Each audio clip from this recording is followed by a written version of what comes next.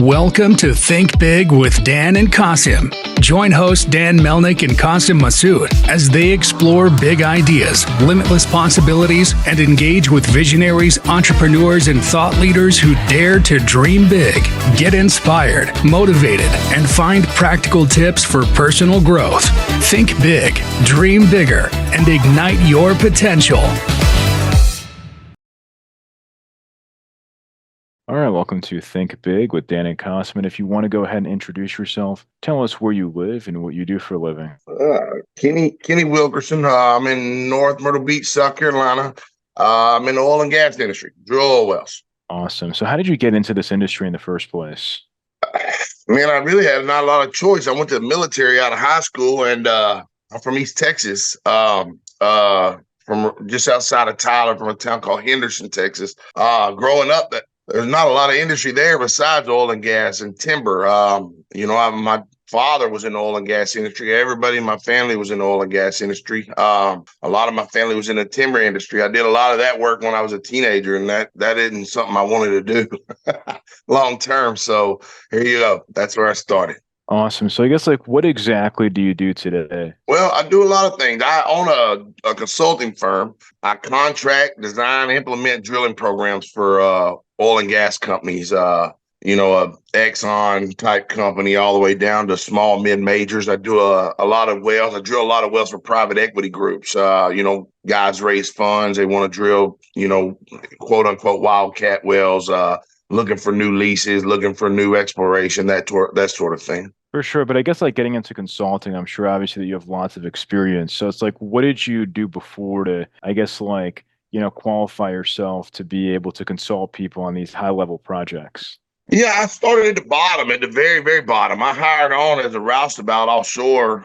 for a company out of Houston by the name of Global Marine Drilling. It turned to Santa Fe. I believe it's all Transocean now. But yeah, I started at the bottom there. I lived in Baytown, Texas.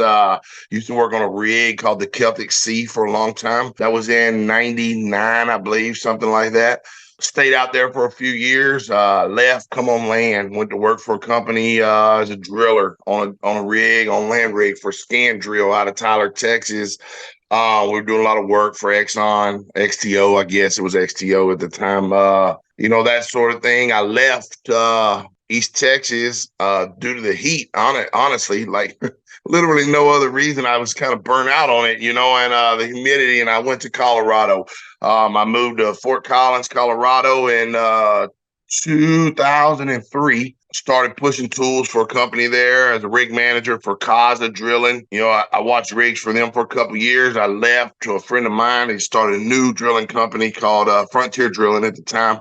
Built a rig, managed some rigs for him for a couple of years there in the mountains, in the Rocky Mountains. I got an offer for a drilling supervisor position for Noble Energy. I think I was 26 or 7 at the time. I wasn't quite ready, but they threw a lot of money at me that I couldn't turn down, so you either ready or you bypass, So I went consulting for Noble, stayed there for a couple of years, got fired, had a kind of said some things I shouldn't say to my boss at the time. Moved on, went to work for Hess, Amarada Hess, watching rigs in North Dakota, consulting for Hess, stayed there for a few years. I loved that job. I worked for some of the greatest people I ever had in my life. One of my best buddies in the world took a recent drilling engineering job for a company called Whiting Oil and Gas out of Denver. He was starting to drill in North Dakota. He had never drilled there before. He wanted me to come over, help him out, make him feel more comfortable. He was a brand new engineer. So I did. I went to Whiting. I think that was in 2009, I believe, or somewhere around there. Started hiring other consultants, kind of by accident. I swear I built a $28-30 million a year company by pure coincidence. I didn't try to do it. I was watching rigs for Whiting. We needed to hire some more consultants. My boss, my buddy says, "Hey, we need some guys, some people." So, I said, "Yeah, obviously I did. I hired a guy or two, for him." And then long story short, he's like, "Look, I'm tired of doing all these MSAs and insurance and blah, blah, blah for all these guys. He said, why don't you just hire them through your company? So, that was a 1099 hand. So obviously I had an LLC, but, not a real company per se, just insurance and LLC. So long story short, I started hiring these guys, working through me, getting paid, paying them, just essentially transferring money from the oil company to them. And the rest was history. I wound up hiring, I think, at the bulk of everything. We were working for about 11 different oil and gas companies at one time, right at 70 consultants, drilling and completion consultants I had on payroll. We did that for a long time, a good 10 years probably. I left Whiting, things slowed down at the end, somewhere around 2018 or so. I started my own oil company, a company by the name of Kodak Oil and Gas. We were raising funds, private equity money. A gentleman I'd hired knew of another guy that was selling an oil company that he had started, Trailblazer Energy Partners 2. He was just about to sign the papers, sell that company, and start his next company. He was really strong on, the management, land side, that type of side. He had no operations team. I myself had been working all operations my whole life. So we had two companies that were kind of, opposite sides of the spectrum there. So long story short, we merged his company with Kodak, which made all the sense in the world, right? It kind of gave us a full management team, went on the road, suit and tie, doing the road shows, chasing money, begging and pleading. We finally got funded. We got $100 million out of a private equity group out of Los Angeles. I had put my house up for sale and it sold, obviously, in Colorado in a day, I think. That being said, once we got the funding, I was planning on moving my family to Dallas to Grapevine. We have an office down there in Grapevine, just right down the street from the big indoor water park there. Anyway, we wound up getting funding on a non-op deal. So here I was, the COO of a company that didn't operate anything. So that didn't make any sense. I'm not going to draw 40 grand a month salary for how long, until somebody says, hey, this guy doesn't do anything. So long story short, we'd already sold our house. We were ready to move, and we had bought a condo in North Myrtle Beach in 2008, I believe, or somewhere around there. We spent a lot of time over here, usually a month in the summer, a month in the winter. So I told my wife, I was like, well, let's just move to Myrtle Beach. So here we are. We bought a house down by the water, and we've been here for going on 5-6 years. I think it'd be 6 years this year. And I love it. I love it every day here. Awesome. So I guess as of right now, what does a typical day look like for you? To be honest, right now, there's a gap in there. I started another service company in between there, a company by the name of Blackstone Energy in West Texas, in Odessa. Started that company, built it up over a year and some change, 2 years maybe, I don't know. I wound up selling out. A partner of mine, he was a 50-50 partner with me, good friend of mine in Colorado, like a brother to me. I wound up selling out, come home. I was tired of being gone from home, and then COVID hit. Right. And so, of course, I had still consultants running at the time. I still have consultants now, but, with COVID, it really, like everybody else, it just shut down. It took us from here to nothing. And so for probably a year and a half, I didn't do much of anything. Fish, golf, play cornhole. I like to play cornhole. Kind of took it easy. For the first time in my life, I had been home, at any long stretch. I was making it to baseball games and football games and so forth, my daughter's cheer competitions. And, in my whole life, I've never been home ever, unfortunately. And it was, honestly, I missed COVID. That was great. It was some of the best time of my life. I hate to say that, with everything, but for me personally here, it was fantastic for me and my family.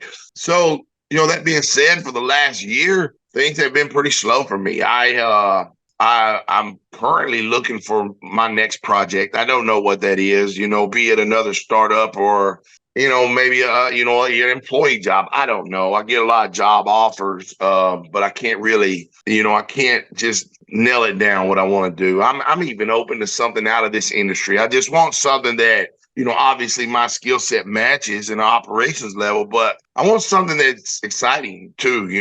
Fortunately, I'm not in a financial situation where I'm we're comfortable here. So I've been doing, honestly, a lot of out of the country consulting work. We're currently doing a project in Belize that we're fixing to start drilling, I think, in probably 3 weeks. I've been working on that. I got a brand new project that's really big. Honestly, you're the first person that's ever heard of it, to be honest. It's in Kazakhstan. I've not told a single person in the world this. I haven't even told my wife. I've been working on that for the last week and a half. It's brand new, hoping to kind of get started full bore on that in maybe 60 days. That's their goal. I think it's a little shot in the dark to get it done that quick, but either way, we're going to get started on that. I've never worked in Kazakhstan, never been to Kazakhstan. So, that's interesting. I'm going to send some guys over there. I'll spend a little time over there myself, maybe bounce back and forth, but it's a long-term project. It's a 3-4 year project. So I've been working on that, doing a lot of drilling programs, writing casing products, mud, oil and gas, mud properties, that type of thing, bit programs, sort of that type of stuff.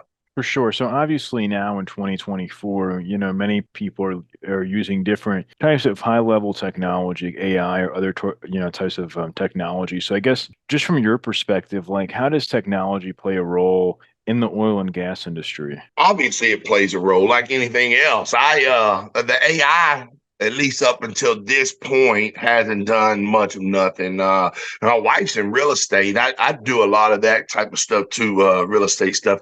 And it does play a big role in that. She uses it all the time. For simple as listings or just gathering information, right? When she's chasing these leads and whatnot, and it's pretty amazing. And I do assume at some point, obviously, the oil and gas industry is going to utilize that tool too. I don't know when or where or how. If I did, I would make some money. I probably would buy some stock. But yeah, up to this point, at least from my standpoint, no, we haven't really used any of that. Now, I'll assume it will probably come into this industry probably first on the completion side, the downstream, the fracking, that type of thing. That's not what I do. I'm on the, what's quote unquote upstream, we drill the wells. But I guess short answer, not nothing really yet. Long answer, I know it's coming. I just don't know where. For sure. So what would you say is like the biggest challenge that you currently face in your business today? People. It's always people. Same as any industry, I think. Anytime you deal with employees or, contractors or, what have you, it's always people, be it you can't find qualified people, or you do find qualified people. I'm sure you're familiar. You get the greatest guy in the world doing the greatest job in the world, and the next word out of his mouth is what's next, right? Everybody is same. Everybody's trying to make the most they can make for themselves, for their families. And besides money, everybody wants to move up the ladder. As soon as you give a kid a promotion, even a quote unquote something he's not quite ready for, he's a young guy, you give him this position, the next words out of their mouth is always, what's next? What can I do now? Where can I go now? And it's a never-ending battle. You're nonstop fighting that. Your company steal employees for, literally 50 cents an hour. I've seen people change jobs. I mean, honestly, it sounds crazy. These guys are making $100,000 a year, and they change jobs for, 50 cents, 75 cents an hour. And I never recommend it, but I do understand it. I do understand it. I'm not one of those get off my lawn guys. I get it. Everybody wants to make the money. I do. I was never a job hopper per se. I never left a job chasing money in my life. So I always kind of recommend against it to those guys. I'm like, you go to a new company, you're starting at the bottom. Whether you're at the actual bottom or not, doesn't matter. You're the brand new guy on the block. You're new, and then the guy that's behind you is going to get at the same raise you got because he's going to move up too. But he's still here. He's been here. So yeah, it's always people. And then obviously you got to deal with any industry, the family aspect of it. The oil and gas industry, people are gone a lot from home. They're unfortunately, we never drill wells in, Maui. Nowhere that we drill wells is anywhere that anybody wants to go. So, people are gone and they're away from their wives and missing family reunions. There's no days off for Christmas and Thanksgiving and, birthdays and, and it wears on people. It does. The best hands in the world, they get tired of it. Their wife gets tired of it. their kids get tired of not seeing their mother or their father or whatever, and so that's easily our biggest battle. For sure. So what would you say is like the one biggest piece of advice that you wish you knew before you got started? Well, I wish I would have knew about Apple. I would have put all my money in that for my whole life. Uh, I've been asked that question before, and honestly, I don't know. I literally have no idea. I kind of wish I would have got sometimes more into the technology side of the industry, I guess. As in, a lot of people make a tremendous amount of money with new technology, just like any other industry. And, a lot of these guys were fortunate enough to come into this industry on that side. Maybe they made less money up front, obviously they're startup companies and, but in the long run, there's a tremendous amount of money to be made, easier money, less pressure, less gone from home, less hours on the technology side, specifically frac and drilling tools. And, if I could go back and tell myself, hey, maybe it's best to make, 50 grand a year less for, 3 years, 5 years, whatever it is down the road and, try to end the big picture, I guess. For sure. So if somebody's watching this and they wanted to reach out to you, do you mind sharing your website or social media, I guess, best ways to get in contact with you? Yeah, my website is I'm not exactly, it's Wilkerson Consulting LLC.com, I believe. Obviously you can reach me on there. Hell, they can call my personal cell phone number. I put it on the internet all the time. It's 970-218-4399. And I will tell you this, the one thing the oil and gas industry does provide is there's a place for everybody. Right. I mean, I'm telling you, everybody, men, women, black, white, Hispanic, I don't care. It doesn't matter. Smart guys, extremely intelligent guys and, guys that, people that are not the brightest, there's somewhere for everybody. And they can make a good living. Some of the very best hands you ever meet in your world are, 50-something-year-old motormen. They never moved up 2 spots in their whole life. In the whole industry, and they make great money and they don't want to move up. That's where they're comfortable and they're literally, they make the industry go. So, they're more than welcome to reach out with me. I do tend to hire, a higher level employees as opposed to entry levels, but, I am willing to help anybody, at least try to steer them the right direction, to where they can get a job, a Halliburton, a Schlumberger, any drilling contractor, all those type people. They're always, they do hire people right out of college, right out of high school, wherever. People looking for a change right out of prison. we got them my whole career. I've seen them. These guys walk out of prison. They've been in prison for 5 years or whatever because they made, some mistake and, long story short, they're making $100 grand a year working, 2 weeks on, 2 weeks off with insurance and benefits. So it is an avenue for a lot of people. Awesome. Well, Kenny, thank you so much for your time today. All right, buddy. I appreciate it. Thanks. All right. Bye.